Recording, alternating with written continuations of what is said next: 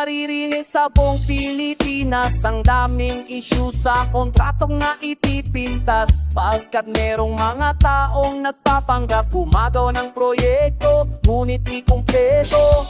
Ang gobyerno gumagawa ng kagandahan, gustong maging maganda ang kalabasan, lalo na sa mga nasirang gusali o kalsadang man, humahanap ng solusyon upang ito ay mapuhan. Subalit ang ginagawa ng mga kontraktor, imbis na matibay ang gagawing pundasyon, budget para sa proyekto ay kanyang tinitipid, dapat 100% para matibay. Ngunit ang mga kontraktor ito ay di sinusunod, pagkat ang 75% ay inaano, 25% lang ginagastos. Kaya't mga proyekto kapag Pinay dinadala ng agos,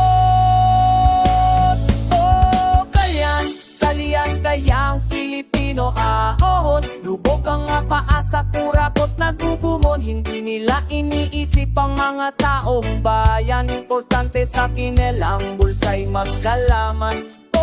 Sana'y hindi magtagal, mga kontraktor kayo magdasal, pag-iimbestiga huwag maging mabagal, upang mga gago sa pulungan sumandal. Wala sanang malaking taong umako, sa kasalanan nila ay walang sumalo. Dapat sa mga kontraktor puno sila ay pako, upang umasenso ang Pilipinas ay umasenso. Kahit na sino pa ang maging pangulo, kung may mga taong sirang ulo, iniintindi lang ay sarili nilang kapritsyo, walang mangyayari, Pilipinas ay gulo. Kayong mga kontraktor puno, huwag naman kayong manloko, sa ginawang tulay tumalon na lang kayo, o di kaya sa kalsada magpasagasa kayo.